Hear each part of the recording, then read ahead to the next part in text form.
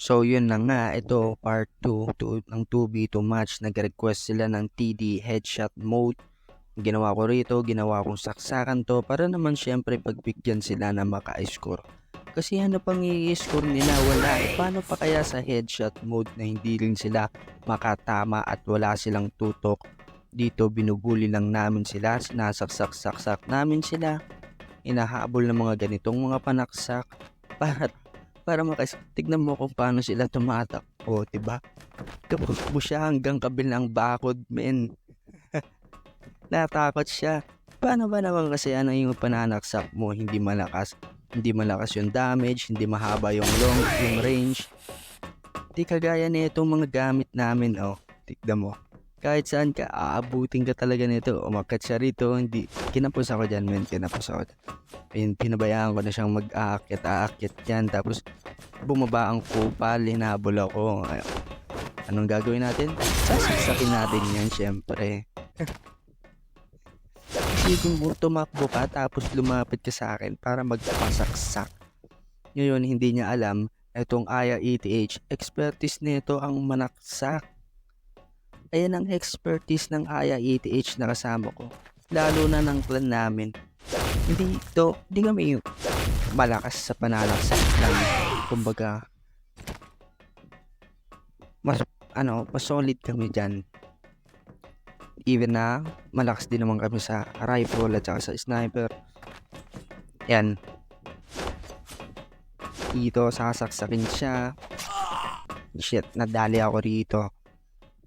Dito pinagtripan lang namin sila. Tignan mo, 100 kills ang kailangang habulin. Tapos sila 6 pa lang. Tapos kami 13.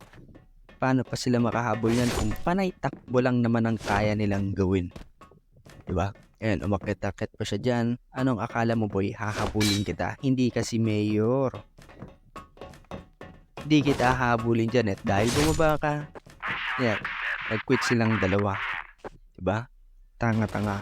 Ito, headshot mode, pinagbigyan na natin. Ito yung sinasabi kong saksakan ang binigay ko sa inyo kasi ayaw ko kayong malampaso rito gamit ang gatling ko. Yan. Nagnais pa kayo ng headshot dito.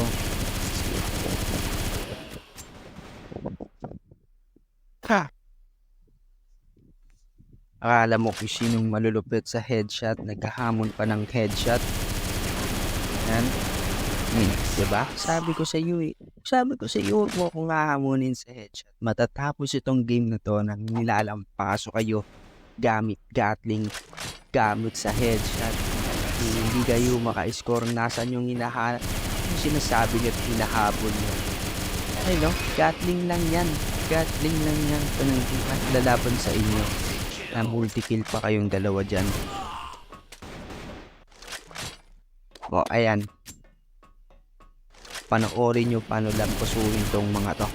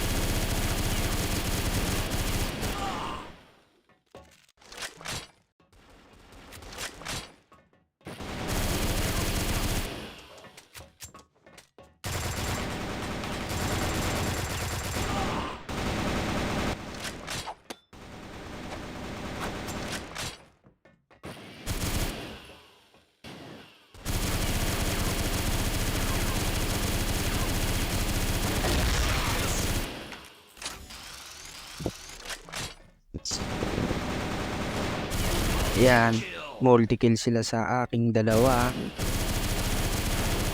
Hinahanap yung isa kung nasaan. Ayun, nag-quit. Saan napunta yun? Nawala ng panghulog. Nawala ng panghulog or pang-extend. Tinawag ng magulang. Nawala siya bigla eh, oh. Nasaan siya? Ang lakas-lakas maghamon ng headshot tapos siya tong hindi tatapos ng laro. Nasaan ka, men? Nasaan ka? Anyone can do? Bobo ng IGN mo?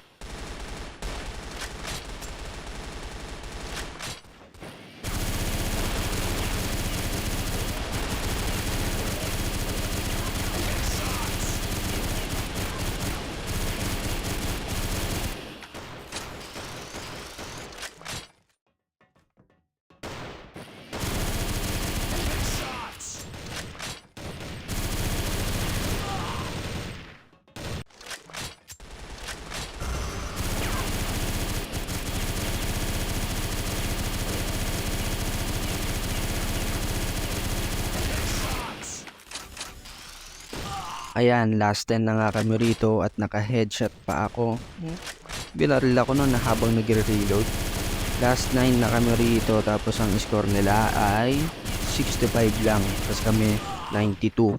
Isipin mo maghahamon ka ng headshot tapos ganyan lang yung ipapakita mo. Para kami nagsasayang ng oras. Pero dahil kailangan nating ma-content to, tatalunin namin kayo. Diba? Dito namin napapakita kung sino yung hinahamon nyo sa headshot. Ginagatling lang kayo rito. Ginagatling lang kayo rito. Mabigat pa to. Ang hirap-hirap dali nito. Pampabagal ng lakad ko. Pero anong nangyayari sa inyo? Lampaso, pinapakain kayo ng gatling at yan na nga, 97/71. Last 3 score na lang kami. Mananalo na kami sa laban na ito. Nanindigan dito yung Lil hanggang dulo na matalo siya sa headshot mode for the 4th time ng laro kasi unang saksakan mode nag-quit yan. Tapos natalo pa sa pangalawa, tapos matatalo pa rito, natalo pa dun sa DM sa part 1. Yan, pinabayaan ko na si Aya 8H tapusin yan at yun na nga, panalo kami rito. Huwag maghahamon.